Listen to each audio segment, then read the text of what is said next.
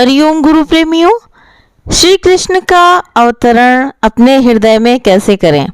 आप सभी गुरु प्रेमियों को जन्माष्टमी की बहुत बहुत शुभकामनाएं। जन्माष्टमी पर विशेष गुरु के वचन लेकर आई हूं मैं। तो अपने अंदर श्री कृष्ण का अवतरण हम कैसे करें। जन्माष्टमी, जन्म क्या, अव्यक्त वस्तु का व्यक्त होना, इसको बोलते हैं जन्म। जैसे माँ की कोख में बच्चा छुपा हुआ था, बाहर आया, हो गया जन्म। दिखने वाला शरीर जो बूढ़ा हुआ, हो गई मृत्यु, वो शरीर अदृश्य हुआ, यानी कि आत्मा ज्यों की त्यों। जैसे पृथ्वी, आकाश, वायु, जल, अग्नि, मतलब अव्यक्त को व्यक्त होना ही ये जन्माष्टमी है।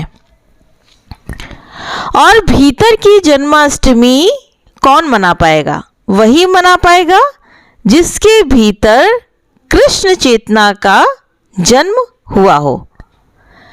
मन के अंधकार, मोह, ममता, भय, क्रोध, इन सब से अगर हम मुक्ति चाहते हैं तो भीतर की जन्माष्टमी हम मनाएंगे।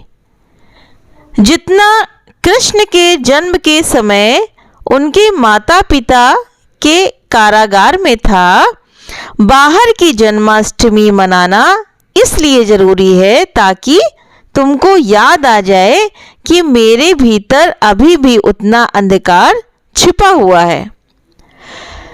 उदाहरण बताया, जैसे घड़ी की सुइयां मिल जाती हैं, वैसे ही तुम्हारा मैं कृष्ण के मैं के साथ जब मिल जाता है तो तुम्हारे भीतर कृष्ण चेतना का जन्म होता है। श्री कृष्ण खुद अपने मुख से कहते रहे कि मैं अव्यक्त हूँ, अजन्मा हूँ। मुझे अपने आत्म स्वरूप का स्मरण हो गया। श्री कृष्ण के गुरु बनते ही उनके वचनों को सुनकर अर्जुन के चित्त का अंधकार दूर हो गया।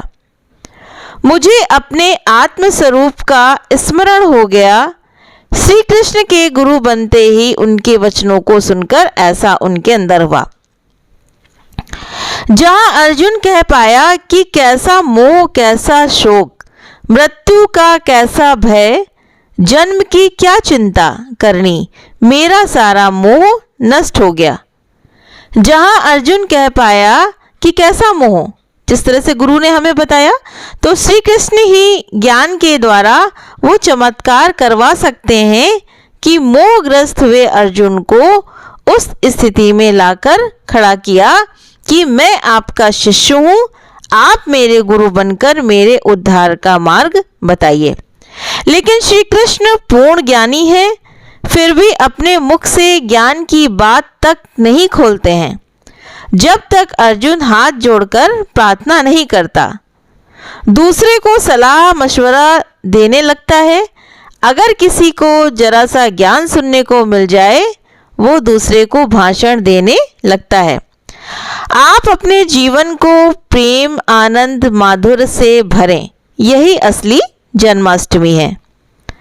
कृष्ण प्रेम में, आनंद में, माधुर्यमय है, अपितु अपने जीवन और अपने हृदय को सत्संग के मक्खन से भर देना ही असली जन्माष्टमी है।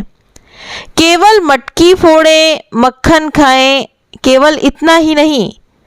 सांसारिक आकर्षण तो बर्बादी की ओर ले जाता है, मगर भागवत आकर्षण हमारे जीवन को परमानंद सुख से भर देता है।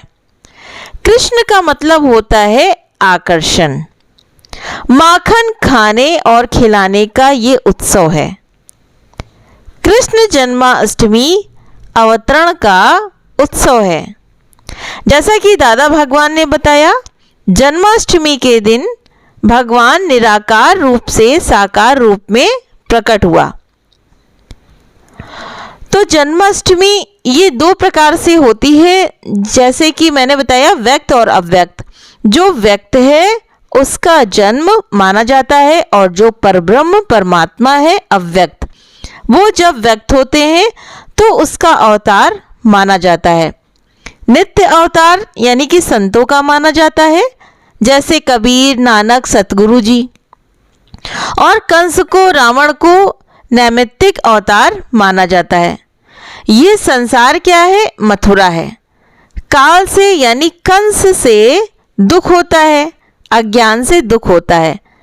कृष्ण का अवतार जैसे अर्जुन के अंदर हुआ, तो गुरु कहते हैं कि ठीक उसी प्रकार वही अवतार अपने अंदर अर्जुन बनकर प्रकट करें। कृष्ण का अवतार सभी के लिए मंगलकारी है।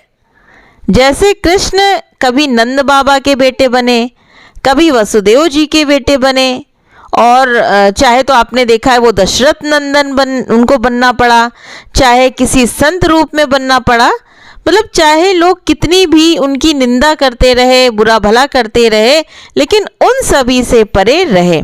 जैसे कृष्ण रहे, अगर इसी तरह से हम रहें तो हमारे अंदर वही कृष्ण अवतरण संत अवतरित हुआ, यानी कि जन्माष्टमी का हमारे अंदर वो अवतरण हुआ कृष्ण का। तो जन्माष्टमी पर हम सभी क्या फ़ायदा उठाएं, यानी कि पाप मुक्ति के लिए क्या करें। जैसे होता नहीं है कि हम रोज कुछ ना कुछ मन में आता है, किसी से वैर भाव करना, किसी से अलग तरीके से बोलना, गंदा बोलना, अपने अंदर ईगो रखना। तो पाप मुक्ति से अगर हम मतलब बचना चाहते हैं तो इसके लिए देखिए जन्माष्टमी में क्या क्या फ़ायदा उठाना है आपको। पाप मुक्ति से बचने के लिए पाप कर्म से दूर रहें, कोशिश करें कि हमसे कोई भी बुरा कर्म ना हो। बुरा कर्म इन द सेंस कि जैसे किसी से अहंकार में मत बोलें, किसी से कटु भाषा में मत बोलें। और अगर जैसे कि होता नहीं है कि आप जन्माष्टमी में अगर फास्ट रखना चाहते हैं तो गुरु कभी मना नहीं करते, आप रखो, आपका डाइजेशन सिस्टम कंप्लीट रहेगा। और इसका तो फायदा जैसे कितने शास्त्रों पुराणों में बताया गया है कि आप अगर इस दिन उपवास रखते हैं तो आपको इसको पता नहीं कितना लाख गुना फायदा मिलेगा। लेकिन गुरु कहते हैं ना कि ये सब छोटी बातें हैं, इन पर आप ध्यान मत दीजिए। अगर आपको उपवास रखना है तो बिना किसी डिमांड के आप उपवास रखिए। फिर बताया कि गुरु तीर्थम परम ज्ञानम। ध्यान दीजिए इस बात पे कि गुरु का दर सत्संग वचन ही तीर्थ है। गुरु मिलने के बाद तीर्थों में नहीं भटकना है, इधर उधर के तीर्थों में बिल्कुल नहीं भटकना है, क्योंकि गुरु मिल गए, सच्चा तीर्थ हमारा गुरु ही है। ब्रह्म ज्ञान देने वाले गुरु, सच्चे सतगुरु मिल गए तो हमारे सारे तीर्थ सफल हो गए।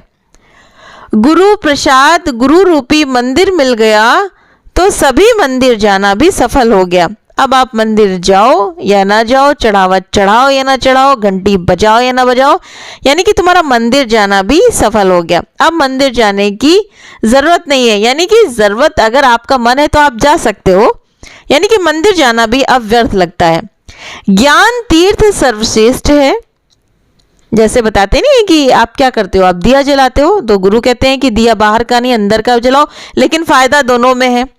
अंदर का दिया जलाओगे तो खुद रोशन रहोगे, बाहर का दिया जलाओगे तो खुद रोशन रहोगे, दूसरों को भी रोशन करोगे। कैसे? जैसे उदाहरण बताया कि जैसे बीज धरती में मिला तो वो ज़्यादा व्यापक होता है, इसमें अगर पानी में मिला हो तो और ज़्यादा वो संपर्क में आकर के तेज़ी से होता है। लेकिन जब अग्नि के संपर्क में बीज आता है तो जैसे आप कढ़ाई में तेल गरम करते हो तो उसमें जीरा है, लहसुन है और ये आपका मेथी दाना है, तो उसको आप डालते हो ना, तो किस तरह से वो बिल्कुल एकदम कितना सुगंधित रूप ले लेता है। तो इसी तरह से ध्यान तप पूजा करते समय दीप जलाएं तो ये मत सोचो कि भगवान राजी हो जाएंगे या खुश हो जाएंगे। ठीक है, भगवान इसके भूखे नहीं है। भगवान आपको मतलब आप भगवान को मक्खन मत लगाओ, बटरिंग मत करो। भगवान के पास अंधेरा भी नहीं है, दुर्गंध भी नहीं है। ठीक है, तो ये हमने दीप जलाया किस लिए? अपनी मन की शांति के लिए, कि हमारा संसार में मतलब सब रोशन रहे। जैसे गुरु बताते हैं कि अंदर का बाहर का दिया, उन्होंने एक तुलना करी कि बाहर का आप दीप जलाते हो, खूब दीप जलाया, अब अंदर का दिया जलाओ। और तुलसी, पुष्प, दिया, वातावरण, इससे क्या होता है? वातावरण शुद्ध रहता है। जैसे दही से मक्खन प्रकट होता है, ठीक उसी तरह से तुमसे भी परमात्मा प्रकट होता है। और ये पूरी तरह से गुरु ने बता दिया है, कहीं बाहर ढूंढने जाने की जरूरत नहीं है। जैसे मैंने बताया कि उपवास रखना है तो रखिए, अपने अंतरण को शुद्ध बनाएं तो हृदय में कृष्ण प्रकट होगा। कृष्ण के प्रकट होने से कलयुग दोष यानी कि दुख दूर होगा। भजन से, जप से अपने हृदय को हम शुद्ध बनाएं। बुद्धि में जो सत्य है वो देवकी है, मन में वासना और क्रोध है तो वो कंस है। हर वक्त हंसी, हर वक्त खुशी, यानी कि नई चेतना के साथ जन्माष्टमी का पर्व मनाएं। जैसे कि श्रीमद् भागवत गीता में बताया गया है कि 4 अध्याय का 9वां श्लोक, मेरा जन्म दिव्य, मेरा कर्म दिव्य, ऐसा जो जानते हैं वो शरीर छोड़ने के बाद मुझे प्राप्त होते हैं, वो कीट पतंग और किसी योनि में नहीं जाते हैं। तो भगवान का जन्म वासना प्रधान नहीं है, बंधन प्रधान नहीं है, करुणा प्रधान है। भगवान का जन्म दुख काटने के लिए है, अहम सजाने के लिए नहीं है। हमारे कर्म भी अहम भरे ना हो, किसी और को सताने के लिए ना हो। अहम तो भगवान का भोजन है।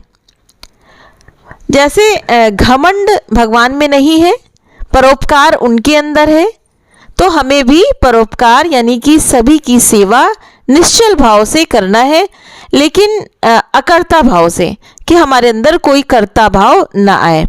समाज की सेवा करिए, माता पिता की सेवा करिए, ऐसा करने से हमारे कर्म जो होंगे वो दिव्य हो जाएंगे और हमारा जन्म भी दिव्य हो जाएगा।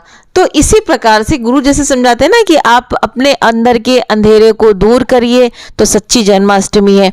जन्माष्टमी हम बाहर की बहुत मनाते हैं, लेकिन गुरु कहते हैं अंदर की जन्माष्टमी, भीतर की जन्माष्टमी कैसे बनाएं, जैसे कि दादा भगवान ने बताया।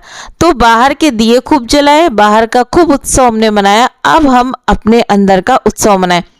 देखिए उसकी भी मनाही नहीं है। अगर आप उत्सव मनाना चाहते हो धूमधाम से अपने घर में, जैसे कि कोरोना काल है, सारे लॉकडाउन खुल चुके हैं, लेकिन फिर भी आप धूम धड़ाका करिए, अपने घर में बैठ करके परिवार के साथ में गुरु का भजन गाइए, भगवान का जन्म उत्सव मनाइए, धूमधाम से मनाइए। लेकिन कहानी की बाहर की जन्माष्टमी से अब अंतर की जन्माष्टमी हम मनाएं। एक बार फिर से आप सभी प्रेमियों को बहुत बहुत जन्माष्टमी की शुभकामनाएं। हरि ओम तत्सत।